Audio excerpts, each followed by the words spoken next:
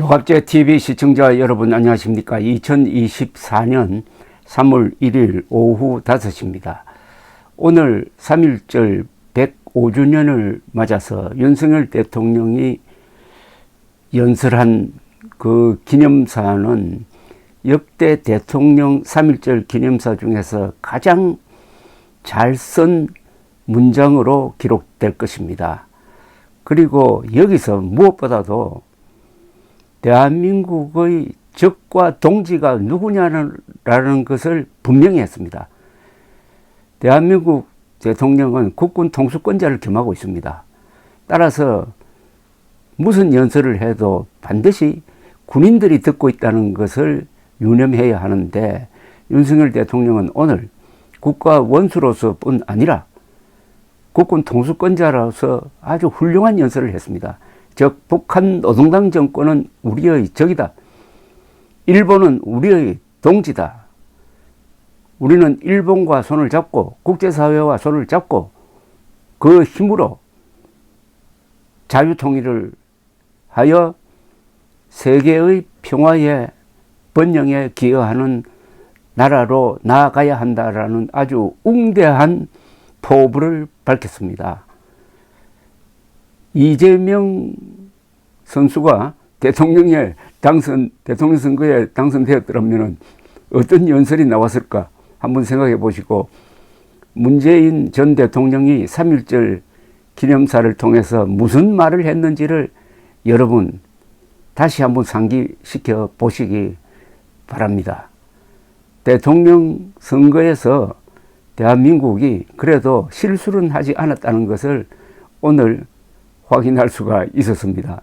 윤석열 대통령은 우선 일본을 향해서 이런 이야기를 했습니다.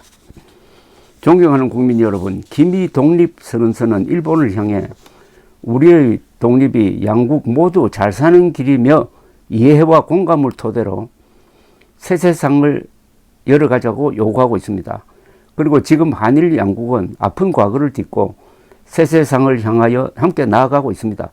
자유, 인권, 법치의 가치를 공유하며 공동의 이익을 추구하고 세계의 평화와 번영을 위해 협력하는 파트너가 되었습니다. 북한의 핵과 미사일 위협에 대한 양국의 안보 협력이 한층 더 공고해졌습니다. 산업과 금융, 첨단 기술 분야에서 두텁게 협력하고 있고, 지난해 양국을 오고 간 국민들이 928만 명에 달합니다.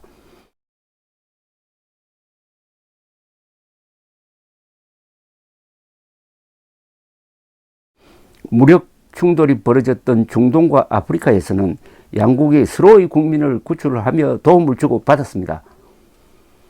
이처럼 한일 양국이 교류와 협력을 통해 신뢰를 쌓아가고 역사가 남긴 어려운 과제들을 함께 풀어나간다면 한일 관계의 더 밝고 새로운 미래를 열어갈 수 있을 것입니다. 내년 한일 수교 정상화 60주년을 계기로 보다 생산적이고 건설적인 양국 관계로 한 단계 도약시켜 나가기를 기대합니다.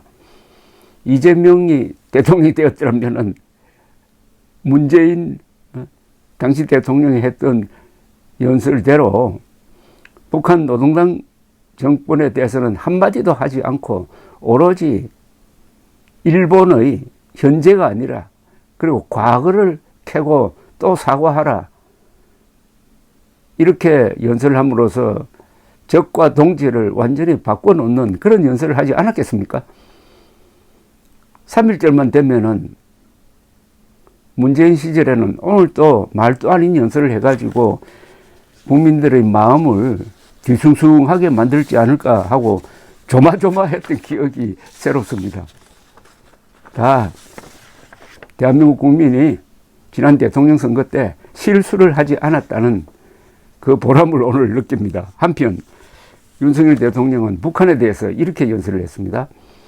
북한은 여전히 전체주의 체제와 억압 통치를 이어가며 최악의 퇴보와 궁핍에서 벗어나지 못하고 있습니다.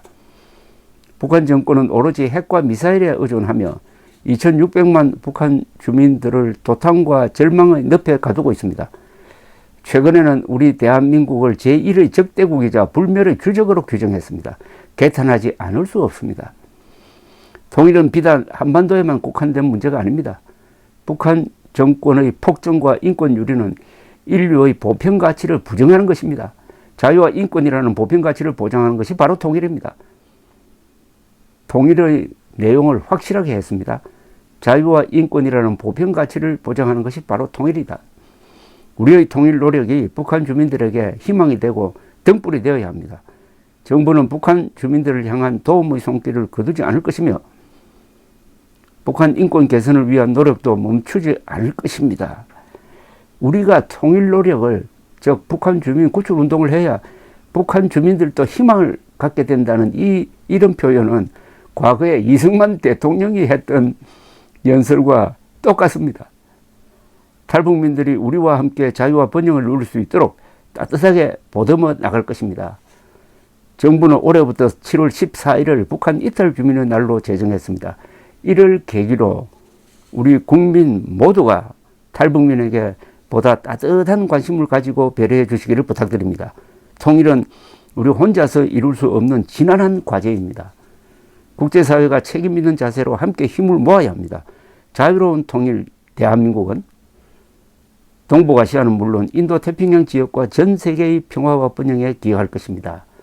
이 내용은 역사적 맥락을 가지고 있습니다. 신라가 서기 676년에 당나라 군대를 한반도에서 쫓아내고 한반도를 민족의 보금자리로 만든 이후에 동북아시아에서는 250년 동안 전쟁이 없었습니다.